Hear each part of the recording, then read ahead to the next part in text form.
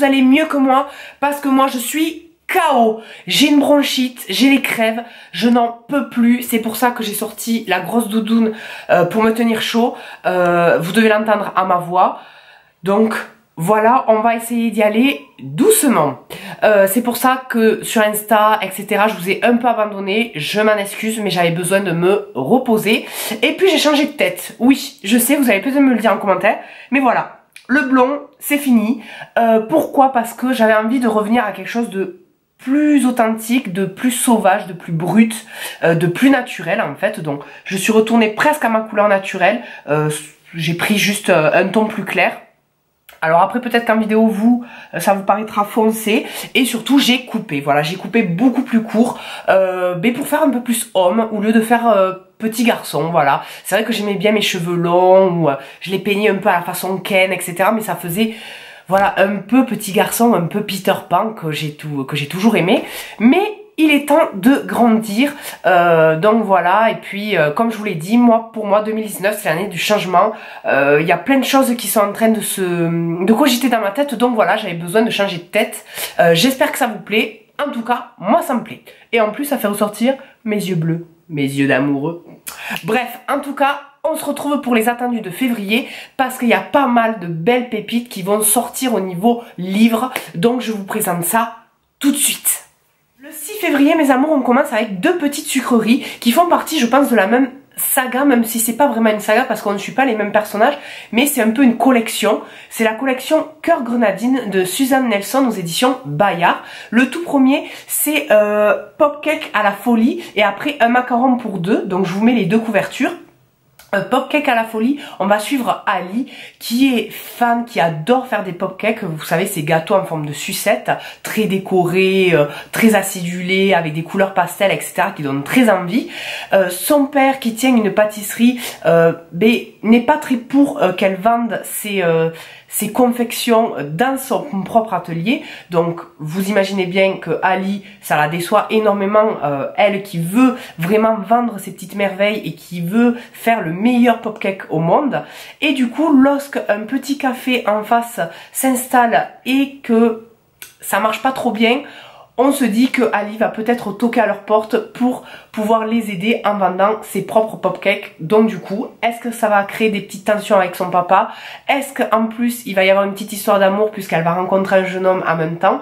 Donc voilà, donc vous voyez, c'est très sucré, c'est très acidulé, c'est vraiment de la légèreté, de la fraîcheur. Et je pense que ça, pour le printemps, ça va être génial à lire. Un macaron pour deux, je vais pas vous faire le résumé complet non plus, mais c'est un peu dans le même principe, sauf que c'est totalement une autre histoire. Et là on va suivre une jeune fille, allez, pour vous faire simple, c'est une revisite, je trouve, un peu de Cendrillon, mais très moderne, et avec toujours un côté pâtisserie derrière, puisqu'on va parler de macarons. Nous avons le 6 février aussi Roi de cendre de K. Ankrum aux éditions Milan, où là on va suivre deux jeunes garçons, Auguste et Jack, qui sont amis mais vraiment depuis tout petit, très fusionnels, très attachés l'un à l'autre, puisque un des deux avait sauvé l'autre de la noyade, ce qui forcément les a énormément rapprochés. Et quand ils étaient petits, ils se sont créés tout un univers fantastique et magique, comme on a beaucoup fait, je pense. Moi en tout cas, je me crée plein d'univers et vraiment je m'évadais. Et bien eux, c'est ce qu'ils ont fait, ils ont créé tout un univers dirigé par deux rois. Et voilà, et puis ils ont grandi, sauf que là, Jack va pas très bien, il a des hallucinations qui le font replonger dans cet univers magique où il faut qu'il retrouve le bleu merveilleux, qui est une pierre ou quelque chose qui peut l'aider à guérir. Quoi, voilà, il commence à se perdre dans tout ça, et Auguste, son ami, au lieu de l'aider à revenir à la réalité et à trouver des remèdes entre guillemets conventionnels, va au contraire se plonger lui aussi dans l'imagination pour essayer de l'aider comme cela. Et du coup, ils vont commencer un peu les deux à se perdre entre réalité et imagination. Donc du coup voilà, c'est ce côté un peu psychologique. Et est-ce que ce monde qu'ils ont créé quand ils étaient petits existe bel et bien, ou est-ce que c'est eux qui sont totalement en train de perdre pied et de s'évader dans quelque chose puisque la réalité leur fait peur? Voilà, ça pose tout un tas de questions, mais je pense que ça peut être pas mal comme bouquin au niveau psychologie et mélange entre rêve et réalité. Ensuite, le 7 février, nous avons La Cité du Ciel de Amy Ewing aux éditions Robert Laffont. Donc Amy Ewing, c'est celle qui a écrit la saga Le Joyau que j'avais énormément aimé et sur laquelle j'avais totalement accroché. Donc forcément que celui-ci, je vais m'y jeter dessus, même si je dois avouer que le résumé, j'ai pas tout compris. Ça a l'air un peu plus compliqué que Le Joyau, donc à voir. De quoi ça parle? Je vais essayer de vous faire un résumé à peu près cohérent. On va suivre Sera, qui est une céruléenne, donc c'est-à-dire qu'elle vit dans la cité du ciel, au-dessus du monde d'en dessous, qu'on présume peut-être être la Terre.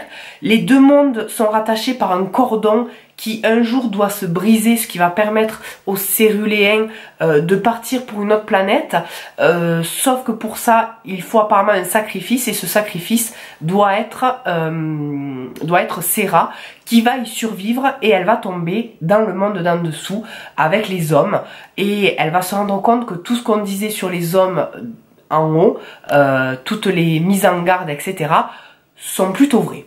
Donc voilà pour le résumé. Je ne sais pas si vous avez tout compris. Moi, un peu, mais voilà.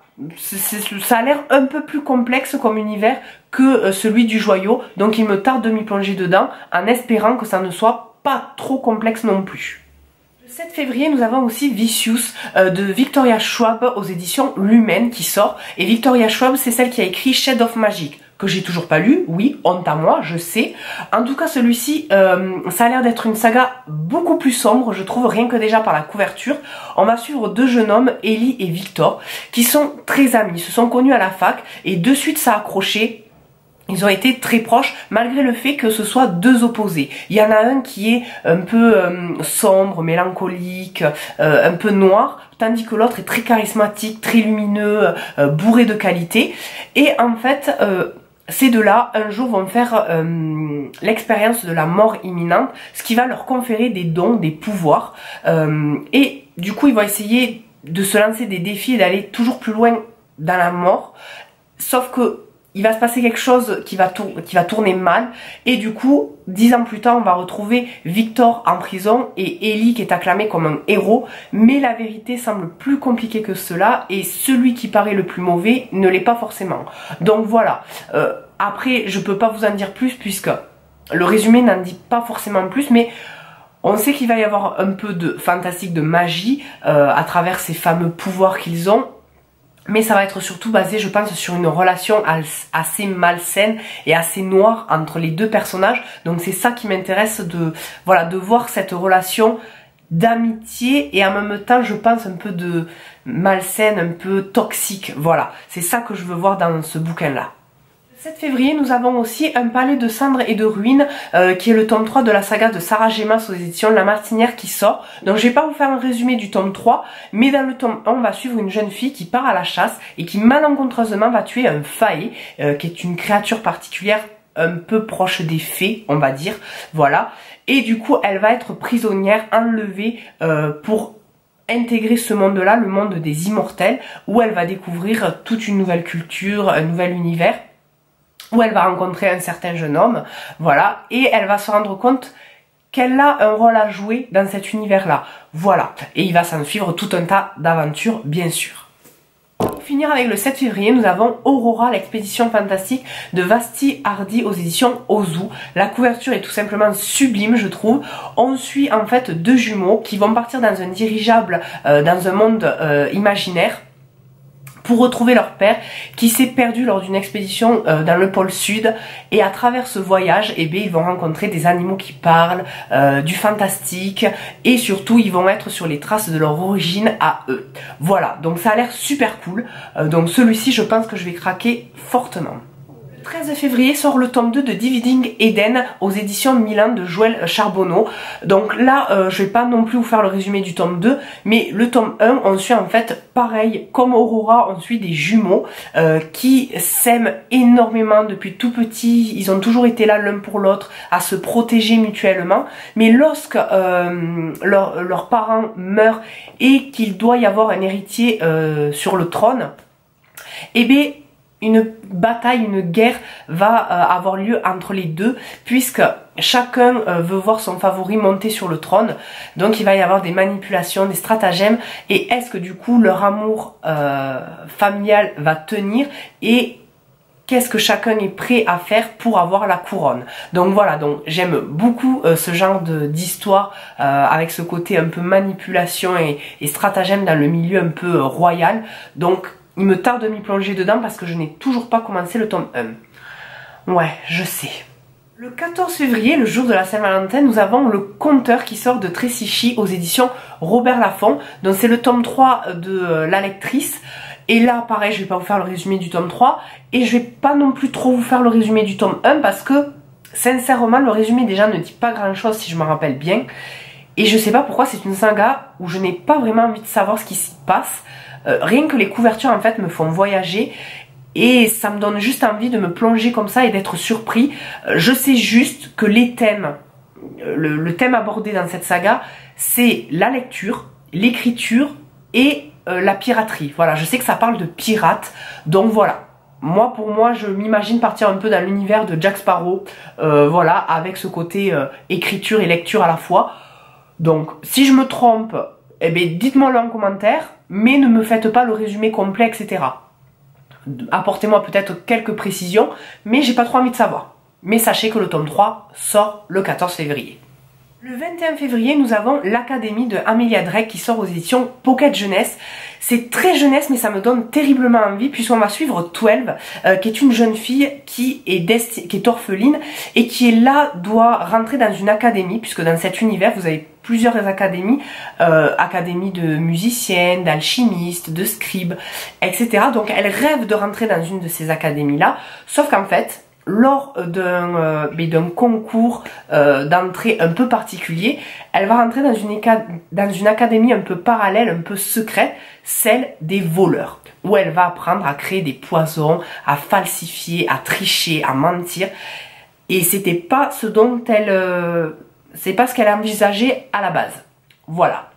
Le 21 février, nous avons Le Cirque Interdit de Célia Flo aux éditions Scrinéo. Donc là, c'est un univers assez actuel et même un peu politique.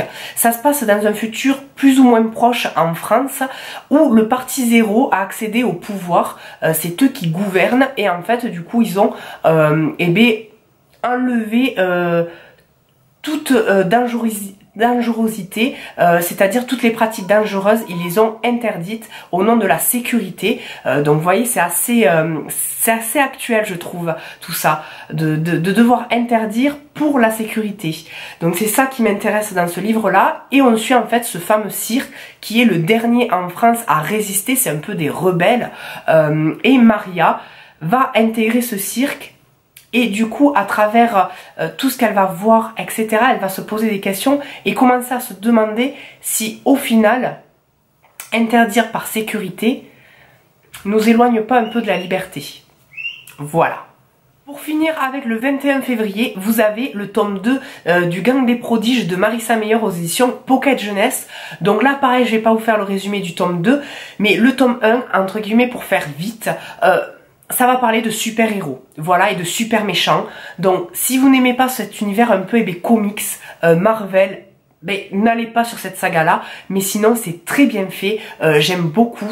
Et puis Marissa Meyer, c'est celle qui a écrit les Chroniques lunaires. Donc, pour moi, elle est dans mon cœur, je l'adore. Mais en tout cas, voilà, si vous aimez cet univers de super-héros, super-vilains, etc., foncez. Pour finir, le 27 février, on a Mila Hunt qui sort de Ellie Anderson aux éditions Albin Michel qui sort. Et là, on est un peu dans un univers, je dirais, dystopique, puisqu'en fait, on a le centre et la périphérie. Le centre, ce sont ceux qui vivent loin des problèmes, des maladies, etc. Et la périphérie, ce sont un peu les exclus, les mis de côté. Et on va suivre Mila qui, elle, vit au centre. Et qui a un don un peu particulier, elle peut en fait faire ce qu'elle veut aux autres, voilà. Elle peut imposer sa volonté aux autres, mais c'est un don qu'elle se refuse d'utiliser jusqu'au jour où, à cause d'un certain chantage, elle va être obligée de l'utiliser et elle va être envoyée en périphérie pour utiliser son don et pour faire tomber les chefs rebelles de la périphérie. Sauf qu'en apprenant à les connaître, elle va découvrir un univers qui est gouverné en fait par des adolescents. Donc du coup, qu'est-ce qu'elle va faire? Est-ce qu'elle va obéir ou se rebeller elle aussi? Voilà mes amours, cette vidéo est terminée. J'espère que ça vous a plu, que vous avez fait de très belles découvertes puisqu'il y a pas mal de très belles choses. Moi je vais essayer de me restreindre et de pas trop craquer puisque j'en ai pas vraiment besoin. Et comme je vous ai dit, 2019, minimalisme. Mais bon, ça va être compliqué avec toutes ces belles sorties. J'espère que vous avez bien noté dans votre wishlist qui va s'allonger énormément je pense. Et comme toujours, votre banquier va m'appeler pour me dire qu'il me déteste, puisque vous êtes très nombreux à me le dire, que votre banquier me déteste, ne m'aime pas. En même temps, j'ai envie de dire un truc. C'est pas ma faute. C'est votre faute. C'est vous qui regardez mes vidéos. Vous avez qu'à pas regarder mes vidéos. Voilà. Je sais plus quoi vous dire, moi. Donc, en attendant, moi, je vous fais de gros bisous sans virus et sans maladie. Je vous promets, je vous envoie que des bisous d'amour. Singer in a smoky room.